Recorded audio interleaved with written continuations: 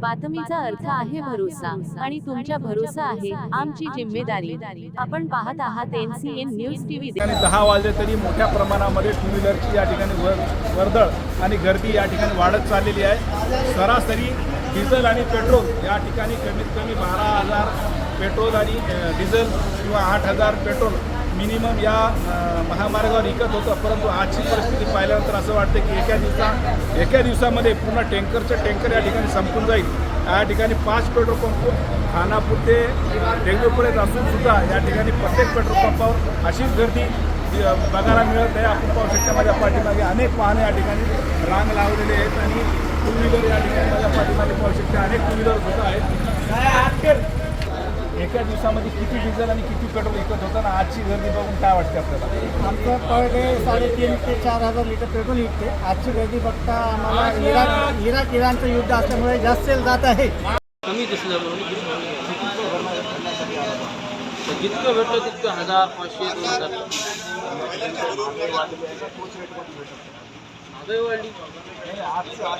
आज ते रोडमध्ये मला काय अशी अफवा ऐकण्यात आली आणि त्याच्यामुळं हे बंद होणार आहे अशी काही कल्पना नाही। मला असे किंमत वाढणार आहे पेट्रोलची, म्हणून रेट बढ़ेगा और ज़्यादा तो 200, 300, 250 मिलेगा, 500 तक भी जाएगा। ऐसा सुनने में आया 15 दिन 20 दिन ऐसा नहीं मिलेगा पेट्रोल बोलने से अफवाह मसर गई लोगों में।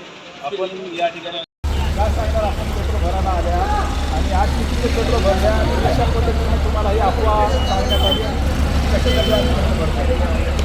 जे की आज आपलं युद्ध चालू आहे त्यामुळे की असं कळलं नाही की उद्यापासून पेट्रोल बंद होणार आहे। त्यामुळं मी आज टाकी पण केली आहे पंपावर आणि इथे पाहू शकता एवढी सगळी गर्दी आहे।